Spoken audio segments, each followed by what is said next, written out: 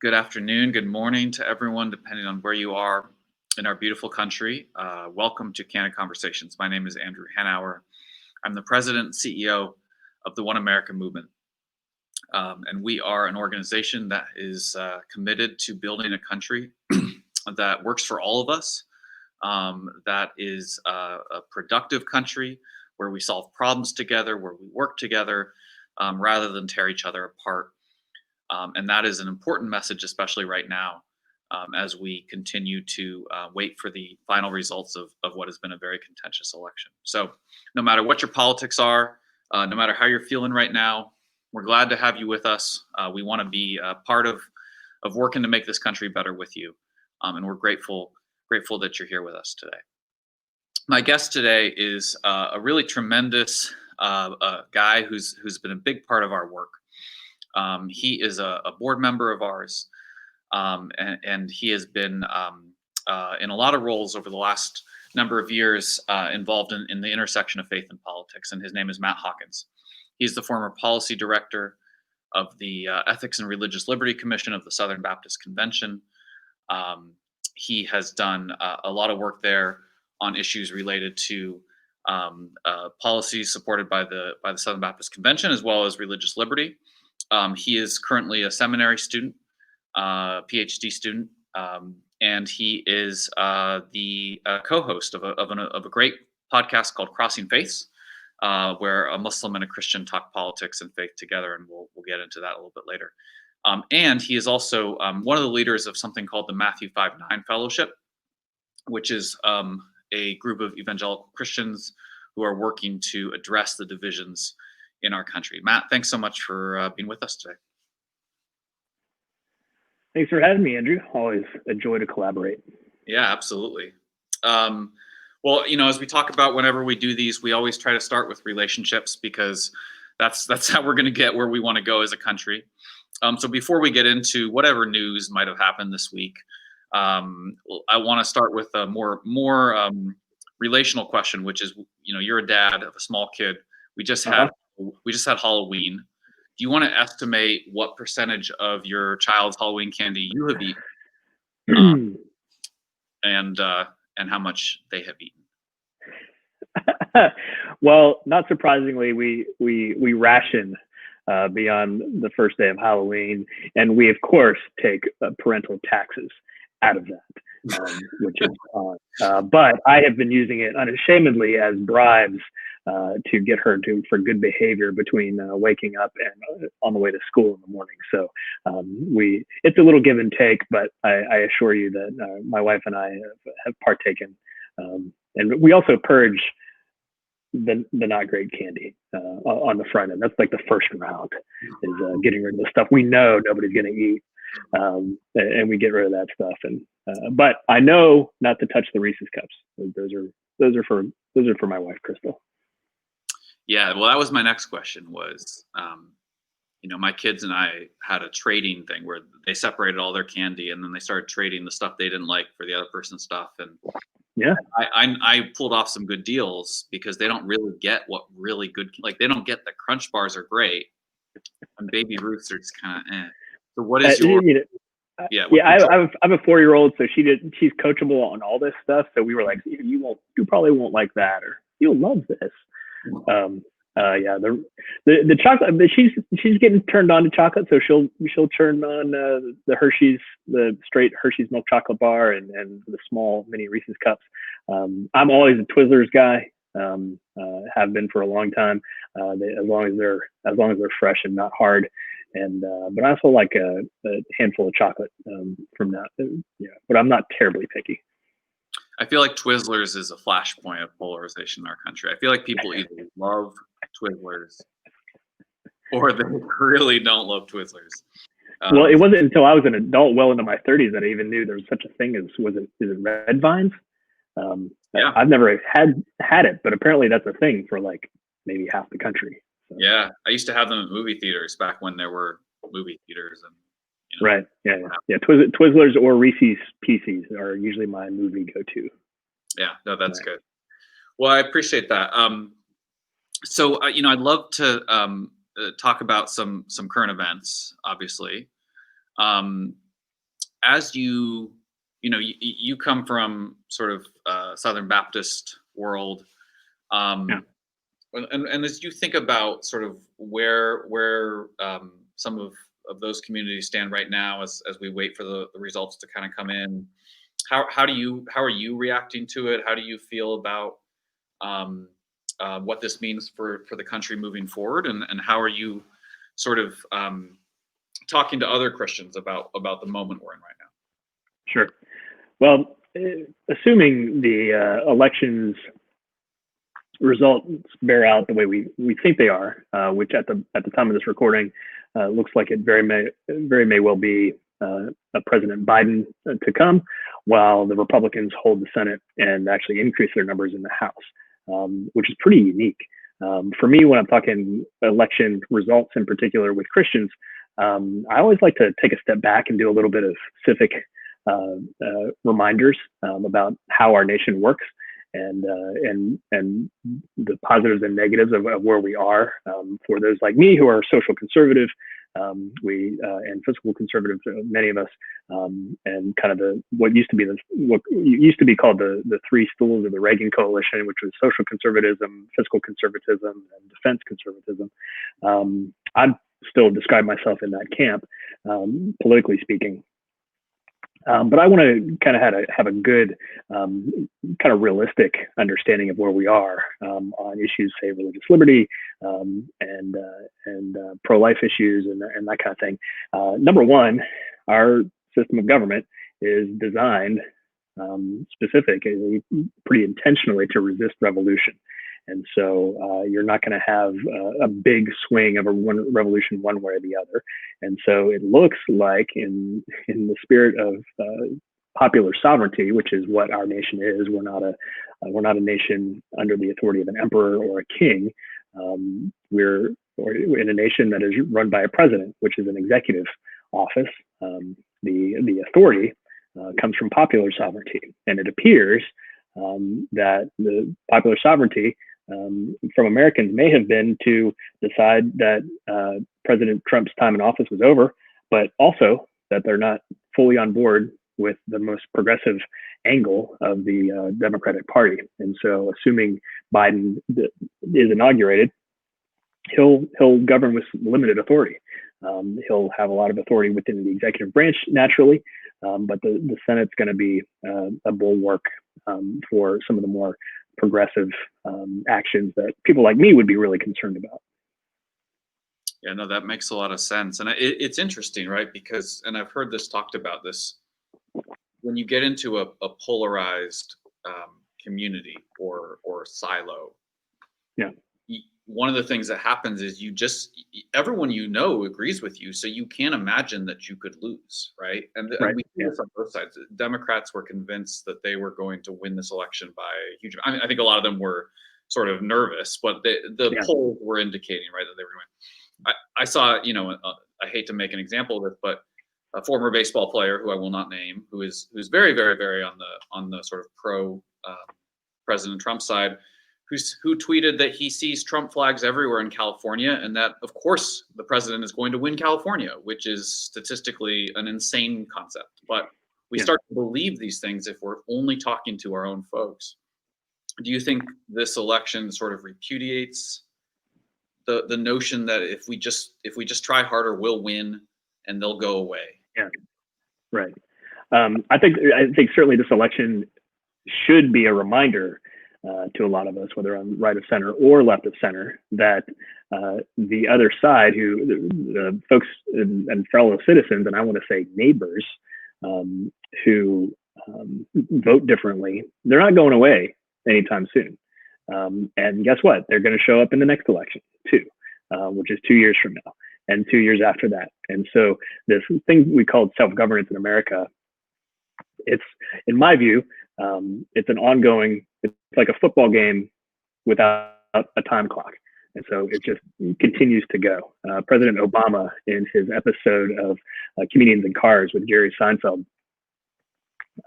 President Obama pointed out that his favorite sports metaphor for politics was football. And I agree with his analysis. I just take, or his reasoning for that, I just take it a step further and say, look, there's no clock on the board. And then it's not just Republicans versus Democrats on the field. I think the field of play is on an issue by issue basis, right? So you could have conceptually the football field that represents the battle over abortion policy, the football field that represents the battle over immigration, right? And each side is trying to get its touchdown or win the game. But the point of the American project is that elections continue to happen again. And so everything is only as permanent as the next election. In most instances, the things like judicial appointments, particularly the Supreme Court, they have more longevity, but even that shifts. And we've seen that shift over the past few years. Yeah. Well, I think I speak for all Americans when I say endless football good, endless elections make it stop. Exactly. You've been involved in a project called the Matthew 5:9 Fellowship, and I know Matthew 5:9 has been speaking about biblical peacemaking. Can you give us a sense for what that's about? Yeah. So I've decided to partner with Matthew 5:9 for a number of different reasons. I think it's a unique project. I think it's one that our local churches in particular need. And again, I come as one who has worked for the Southern Baptist Convention, which is a convention of over 45,000 churches, at least now. And so I've basically been an employee kind of a lot of pastors. And one thing that I'm never going to do as a ministry guy or kind of a public policy guy is tell pastors and churches what to do or what ministries to engage. But Matthew 5:9 is a development of a fellowship of pastors and church leaders or other Christian leaders who are like, this polarization thing in America is something that really concerns us. And we think rightly that pastors and churches and other Christian leaders can really have a role to play in helping America bridge those polarizations.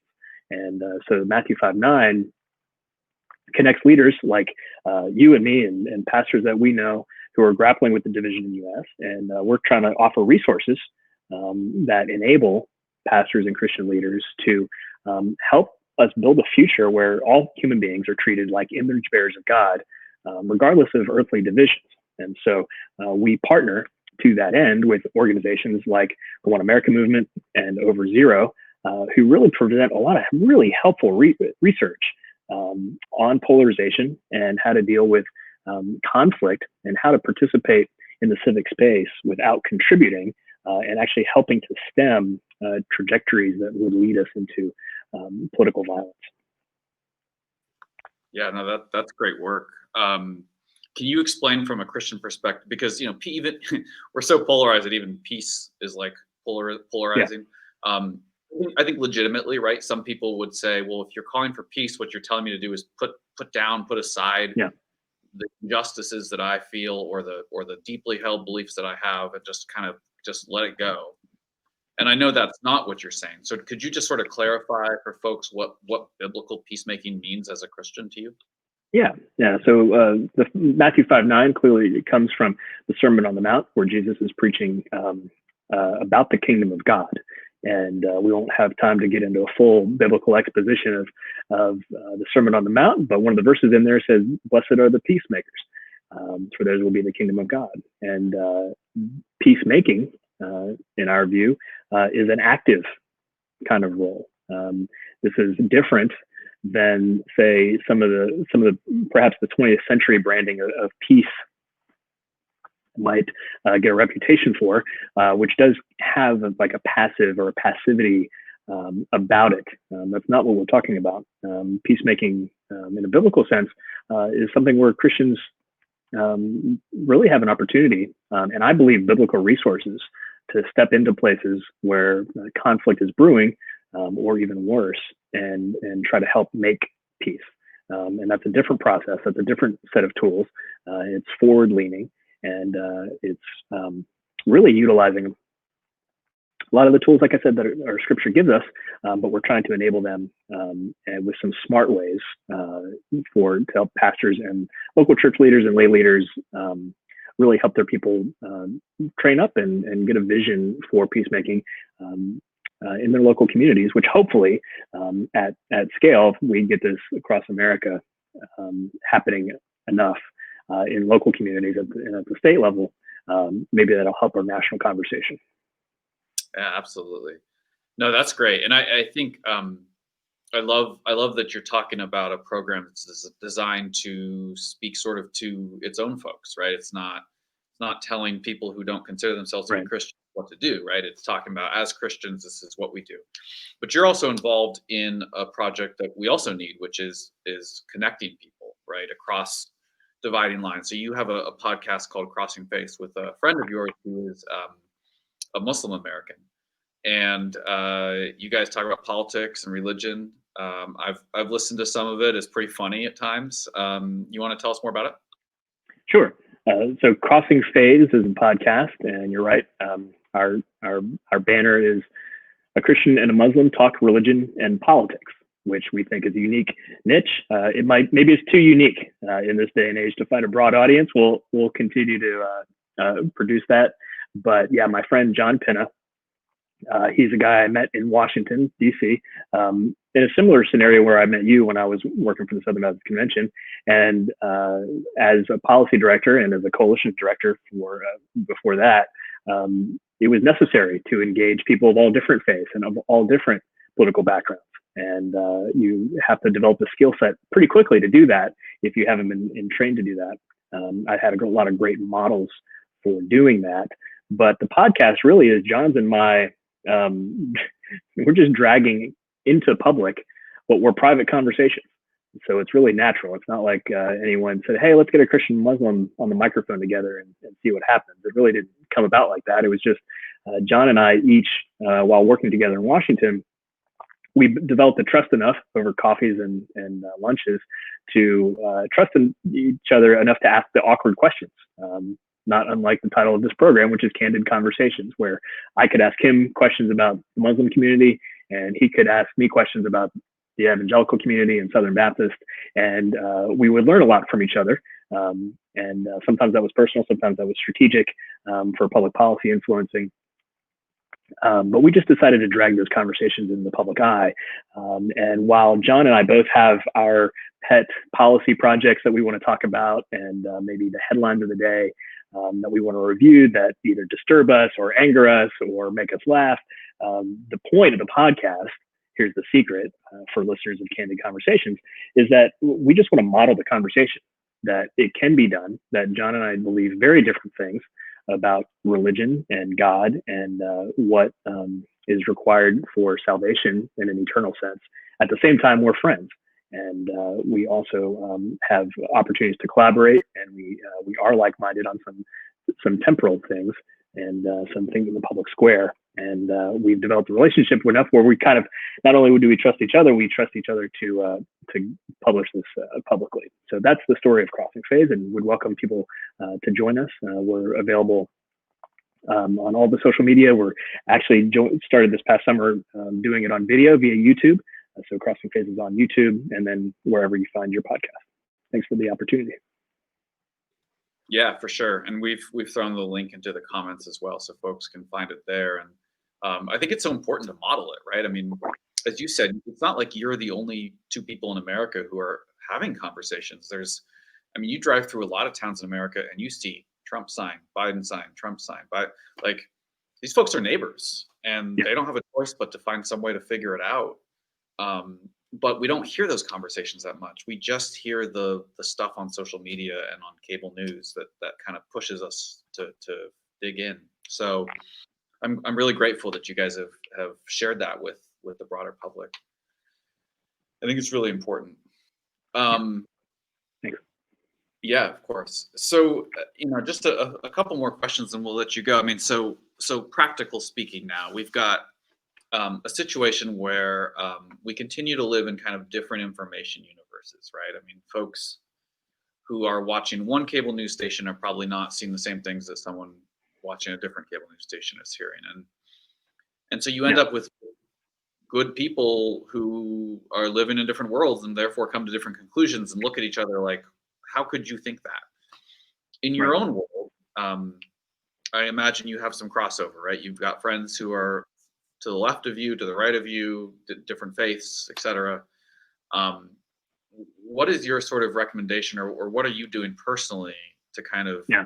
engage folks right now? Yeah. So the way I think about this frequently, and it's become a theme that, frankly, has developed when I was on Capitol Hill. But I think about translation. We think we speak the same language. We all speak, most of us speak English, or the people we most, we talk to 99% of the time, we speak the English language.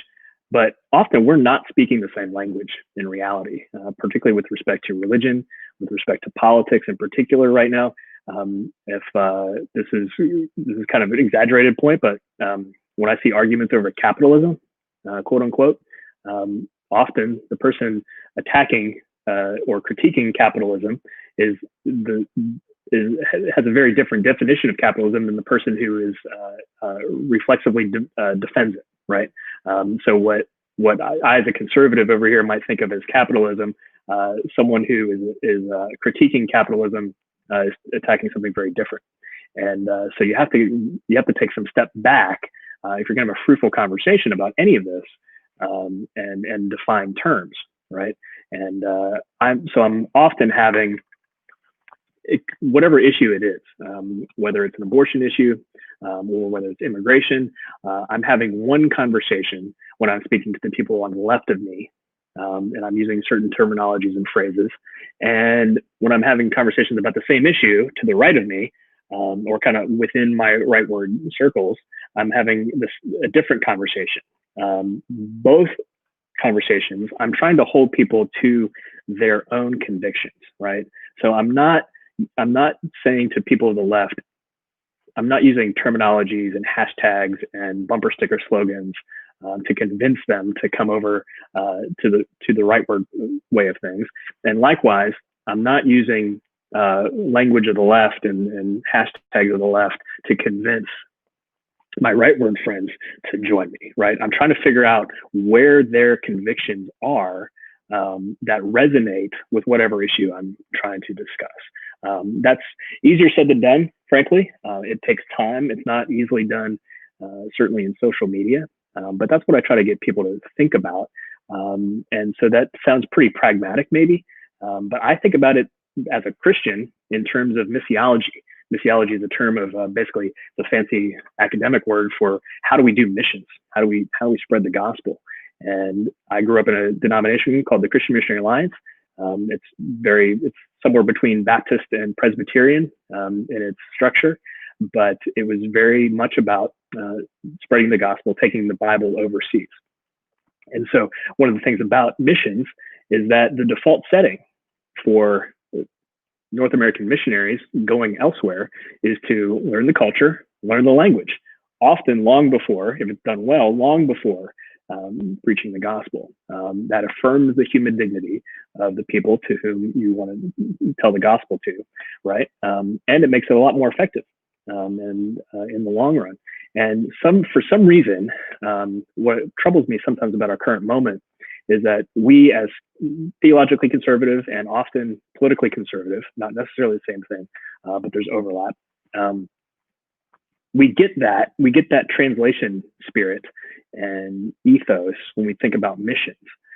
But then when we turn domestically and think about talking to other Americans about politics, for instance, we don't think about it through that same translation construct. And so what I'm trying to get people to do and encourage where I can is try to think about our current cultural moment as an effort at translation. And you need to do that now.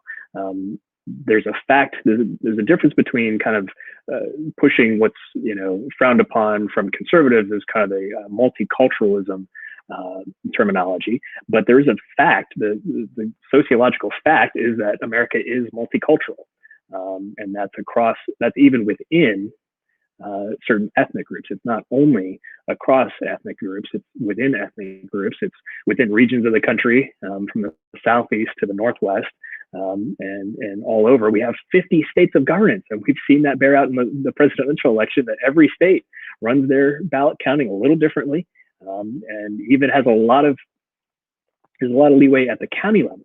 So we're immensely diverse, and I think we're far more diverse than we often really realize that we need to think about. And so I'm trying to press into folks to say, look, we need to be able to translate to one another, and it often means a lot of listening. I've been very grateful. I've been a beneficiary of African American Christian brothers and sisters of mine who have allowed me to listen in on their conversations, and also ask candid questions about their experience in America, and figure out what I'm not seeing. That's been eye-opening for me. I don't necessarily always recommend or agree with some of the policy recommendations or aspirations from the political left, but it does allow me to listen to fellow human beings, fellow neighbors, and also fellow church members who have a different experience than me. No, that makes sense, and it actually makes me think of Hamilton.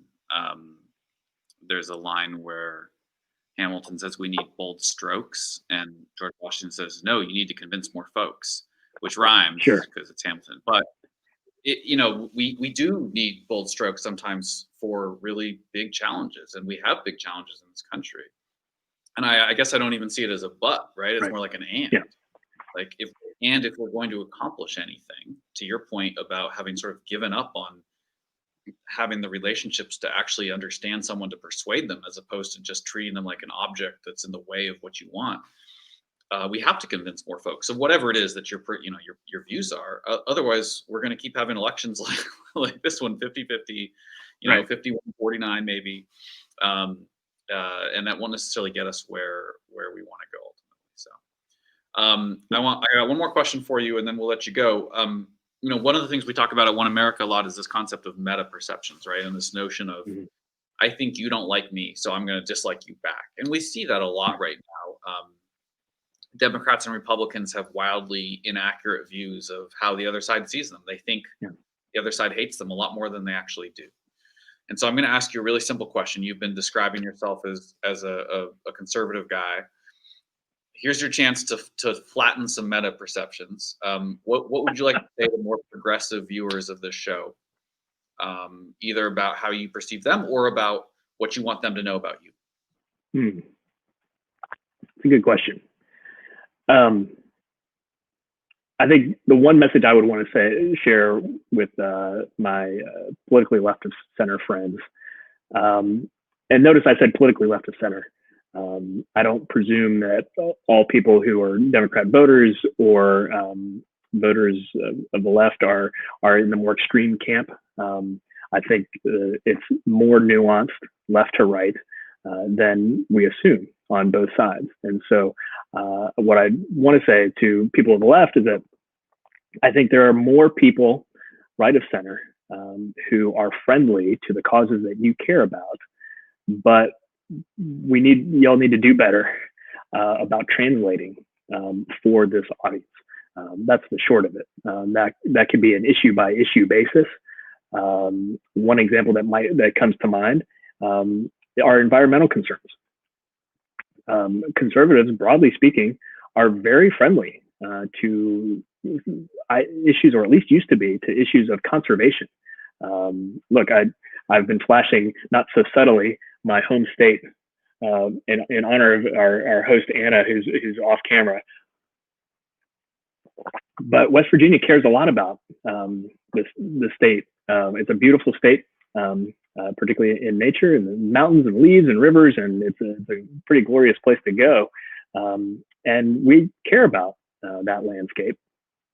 And so I think people right of center should be pretty easy wins on issues of, like, say, clean water and clean air within a regional, state level kind of governance.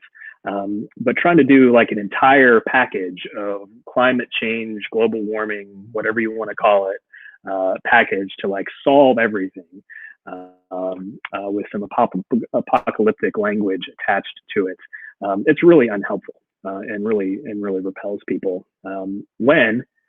and it's distracting for stuff that really could get done in a more meaningful way on a more local, more regional basis for people who care about the landscape and how we leave it for how we share it among each other, and how we share it or prepare it for my children, your children, and future generations. So I think about translation. It's the same thing in my camp and your camp.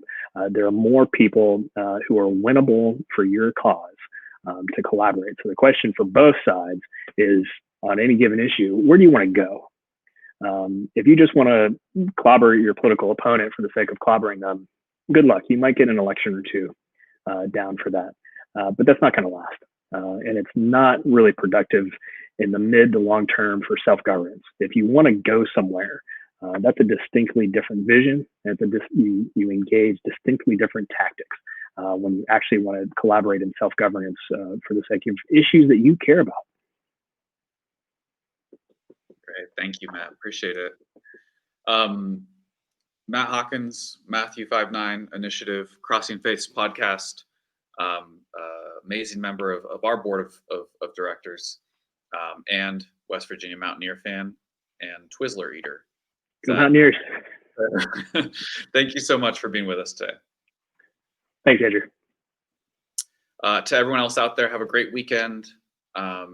Hang in there as we wait for final results. And no matter what happens, no matter who wins, we are at One America looking forward to working with you moving forward so that we can build a stronger, more united country together.